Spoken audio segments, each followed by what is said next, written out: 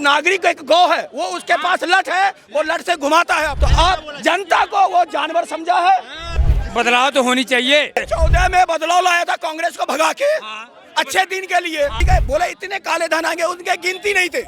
इस भाषा के विरोध कर रहा था और इसको मैंने कैप्चर किया है, कोर्ट में डाला है और उसे 20 साल का सजा दिलवाया हूँ। एक बार नहीं, 2008 में भी राज ठाकरे ने यूपी बिहार के लोगों को टारगेट किया था। महाराष्ट्र में सबसे ज्यादा जातिवाद है, उनके ऊपर सख्त कार्रवाई दी जाए कि उन्होंने इस तरीके से, उनकी हिम्मत कैसे हुई यूपी बिहार के नौजवानों को मारने के। भारतीय नागरिक एक गौ है, वो उसके पास लठ है, वो लठ से घुमाता है आपको। जिसकी लाठी उसकी भैंस। अब आगे ना, तो आप जनता को वो जानवर समझा है। वो एक इंसान है लठ लेके। तो इस पे बदलाव तो होनी चाहिए। अगर जब तक जनता जागरूक नहीं होगी तो बदलाव होना चाहिए। हमें ऐसे नेता चुनना चाहिए जो 14 में बदलाव लाया था कांग्रेस को भगा के, अच्छे दिन के लिए। अच्छे दिन हमारे आ गए, बिल्कुल अच्छे दिन आ गए। बोले कि इतने काले धन आएंगे। ठीक है, बोले इतने काले धन आएंगे, उनके गिनती नहीं थे। हमारा टॉपिक ये नहीं है, हमारा टॉपिक भाषा है। हाँ, भाषा का तो मैं बता दिया आपको, इसे कितने भी बने नहीं।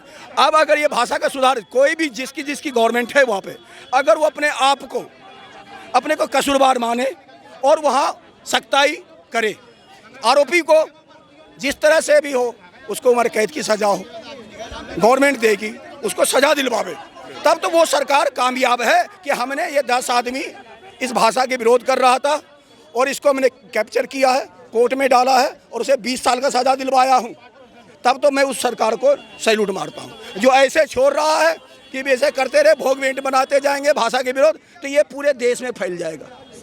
एक कीड़ा अभी पड़ा है, अभी एक कीड़ा, कहता है ना, एक मछली तालाब में खराब हो जाता है ना, तो सारे मछली को झेलना पड़ता है। तो वही बात है, अगर अभी 3 राज्य में हुआ है, हो सकता है और राज्य में हो जाएगा। सब क्या लग रहा है, भाषा का विवाद कैसे रुकेगा? नहीं, भाषा का विवाद जिस तरीके से राज ठाकरे, एक बार नहीं, 2008 में भी राज ठाकरे ने यूपी बिहार के लोगों को टारगेट किया था। उनका मेन मकसद क्या, हमारा मराठी वोट जो है, मराठी मानुस। और आपको बता दें, महाराष्ट्र में सबसे ज़्यादा जातिवाद है। आप मुंबई के अंदर चले जाइए, अगर आप एक मराठी है और एक यूपी बिहार भैया या पंजाब का है, तो मराठी मानुस मराठी का सपोर्ट करेगा और उसका सैलरी भी ज़्यादा देगा। और वहीं यूपी बिहार या पंजाब हरियाणा के लोग जाएंगे, उनको चलिए। मुंबई में सब ज़्यादा है, क्योंकि वहाँ पे जो मराठी यूनियन है वो बहुत सक्रिय है। और वो सोचते हैं कि, और ये नहीं जानते कि महाराष्ट्र के अंदर, मुंबई के अंदर अगर यूपी और बिहार के लोग ना रहें तो मुंबई ठहर जाएगी। लाइफलाइन है। और उत्तर प्रदेश के लोग वहाँ पर अपनी अपनी फैक्ट्री खोल रखे हैं, कंपनियाँ डाल रखे हैं, अमिताभ बच्चन वहीं से हैं। लेकिन क्या है कि छोटे लोगों को परेशान करना, राज ठाकरे की अगर इतनी हिम्मत होती, अभी बृजभूषण सिंह जी ने उनको बोला था आजा अयोध्या, नहीं आए। हाँ, अपने डिस्ट्रिक्ट में वहाँ पर बीजेपी की सरकार है, माने अभी उन्होंने बोला क्या नाम, राज ठाकरे पर रासुका लगाया जाए, उनके ऊपर सख्त कार्रवाई दी जाए कि उन्होंने इस तरीके से, उनकी हिम्मत कैसे हुई यूपी बिहार के नौजवानों को मारने के लिए। तब करोगे आप अपने राज्य में, मारोगे, आ जाओ यूपी, तुम आ जाओ अयोध्या, पड़ता फेंक देंगे सीधा। हम तो सम्मान देते। अभी भी कुछ लोग महाराष्ट्र के अयोध्या में आए हुए थे, उनको हमारे अयोध्या के लोगों ने उनका स्वागत किया है बाजा बजा कर। हम तो स्वागत देते हैं। बाला साहब ठाकरे जब महाराष्ट्र के, यूपी के लोग जाते थे महाराष्ट्र के लिए, जब प्लान करते तो बाला साहब ठाकरे पूजा करते थे, बोलते थे कि ये हमारे उत्तर भारतीय लोग आए भगवान राम की धरती से। तो बाला साहब ठाकरे की छवि को खराब कर रहे हैं। राज ठाकरे सिर्फ अपना वोट बैंक मराठी मानुस, क्योंकि इनको यूपी बिहार के लोग वोट देते नहीं हैं। मेन मकसद क्या है कि यूपी बिहार के लोग, न तो शिवसेना को वोट मिलता है, न तो मनसे को वोट मिलता है, ओनली वहाँ बीजेपी को मिलता है। अब इनको अपनी राजनीति को प्रदर्शित करना है कि हम तो मराठी मानुस के लिए है। और सबसे ज़्यादा मराठी मानुस वहाँ सक्रिय है। वहाँ पर अगर आपको जातिवाद देखना है किसी भी, पर हमें वहाँ के लोगों में, महाराष्ट्र के लोगों में जातिवाद भरा है, क्योंकि वो यूपी के आदमी को देखेंगे। अगर उनका, पहली बात तो यूपी के लोग ही अधिकांश अच्छे पोस्ट पर बैठे हैं। अगर वो भी मराठी कोई अच्छे पोस्ट पर बैठ जाता है तो सबसे पहले यूपी वालों को सैलरी बंदे कम देगा। अगर उसका बंदा है, आपका है, अगर आपको 14 दे रहा तो हमें 12 देगा। ये महाराष्ट्र के अंदर है, मुंबई के अंदर सबसे बड़ी खूबी है।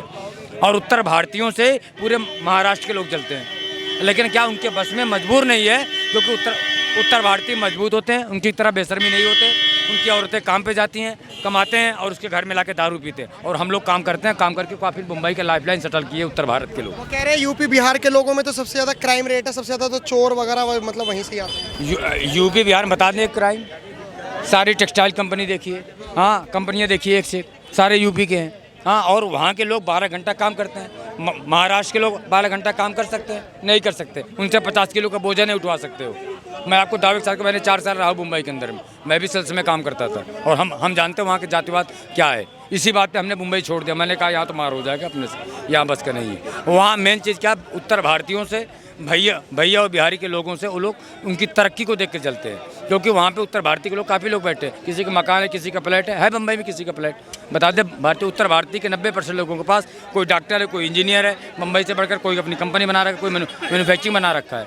ये उत्तर भारतीयों को ताकत है। हिंदी फिल्म बनती है, उस पर क्यों नहीं रोक रखती? क्योंकि उस पर पैसे जाते हैं आपको। आप भाषा का विरोध करें, आप आ जाओ, आप बोलो ना अवधी भाषा बोलो। भारत में हिंदी भाषा का, हमारी मातृभाषा हिंदी है। हाँ, आपके यहाँ मराठी है, कोर्सेज में इनके मराठी पढ़ाया जाता है, गुजरात में जाओ तो गुजरात पढ़ाया जाता है, वो ठीक है।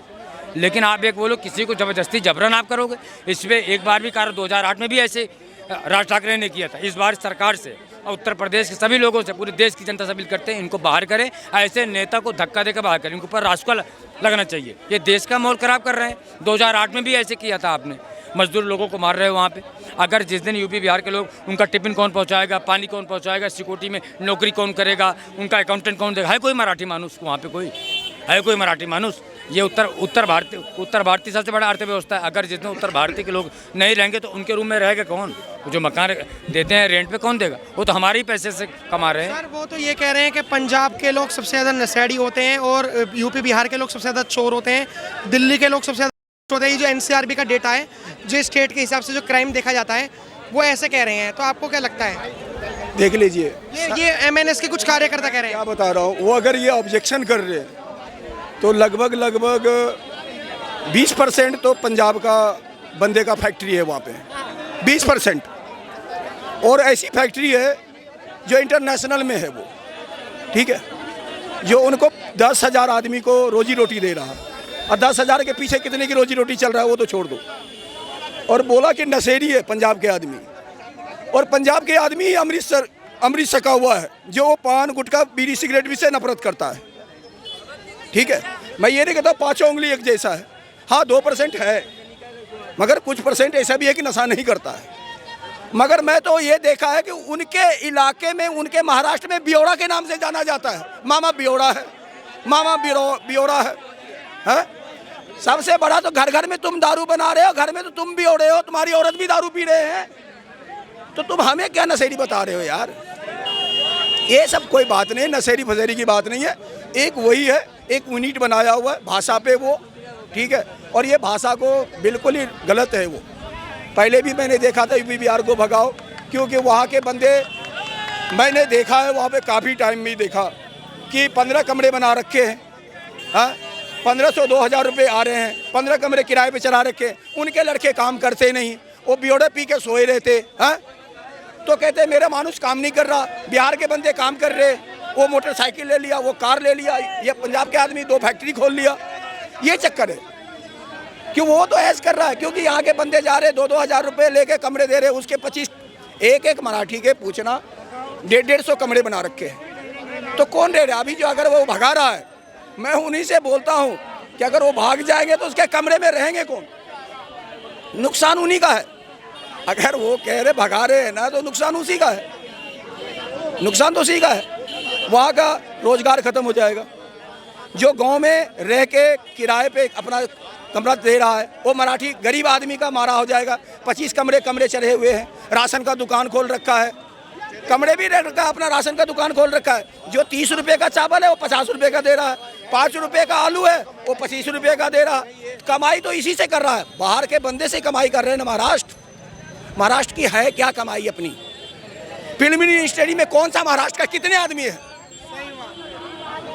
मैं कहता हूँ 70% फिल्मी दुनिया में सरदार है, 70% अगर फिल्मी दुनिया में देखा जाए तो ये क्या है? महाराष्ट्र का कितने हैं? गिनती कराए ना मुझे।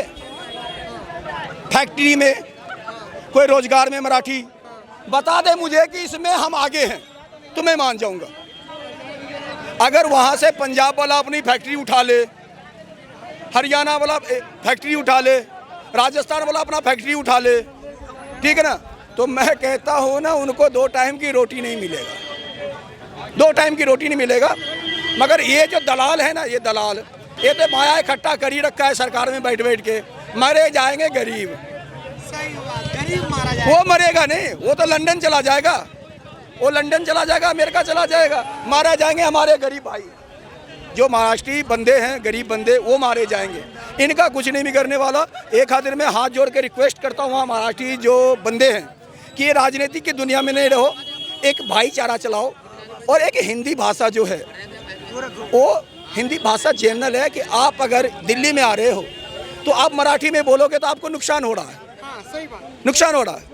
हम मराठी जान नहीं रहे, तुम मराठी में बोलोगे तुम गड्ढे में गिरोगे।